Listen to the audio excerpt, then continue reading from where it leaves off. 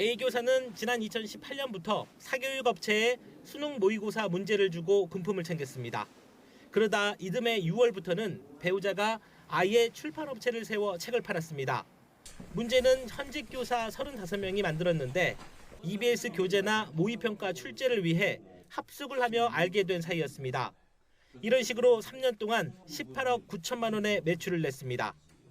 EBS 교재 출간 전에 파일을 빼돌려 변형 문항을 제작해 학원 강사에 판 교사는 8,000개 넘는 문제를 건네고 6억 원 가까이 챙겼습니다. 모의고사 문제를 만들어 가외돈을 벌면서 이 문제를 자기 학교 시험에 출제하기도 했습니다.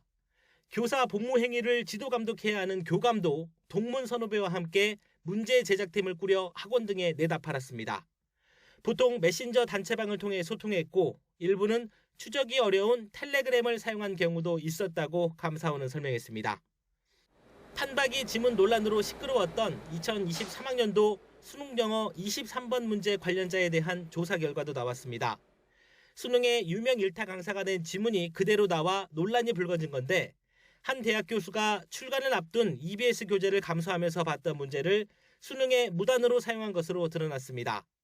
일타 강사는 지문의 원 출제자와 친분이 있는 다른 교사에게 문항을 사서 모의고사로 발간했는데 구체적인 유착 관계는 확인 못했다고 감사원은 밝혔습니다. 관리 책임이 있는 한국교육과정평가원이 일 처리를 부당하게 한 점도 확인됐습니다. 사설 모의고사와 중복 검증이 부실했고 이에 대한 이의 신청 또한 심사 대상에서 제외해 논란을 축소하려 한 것으로 나타났습니다. 수능 이후 EBS가 평가원에 연락해 대학 교수가 출간 전 지문을 무단 활용한 사실을 전달했는데도 평가원은 이를 덮었다고 감사원은 지적했습니다. 감사원은 정확한 유착 관계 확인을 위해 혐의가 확인된 교사와 학원 관계자 등 56명을 경찰에 수사 요청하고 관련 자료를 넘겼습니다. 이 가운데 거의 절반인 27명이 현직 교사이고 23명이 강사와 학원 관계자입니다.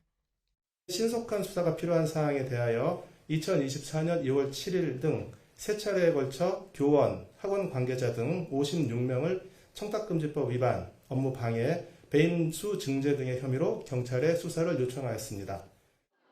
최근 5년 동안 5천만 원 넘게 금품을 챙긴 교사로 제한한 것이 이 정도이고 그 이하 금액을 포함하면 현재 200명 넘는 인원을 조사하고 있다고 감사원은 밝혔습니다. YTN 이승배입니다.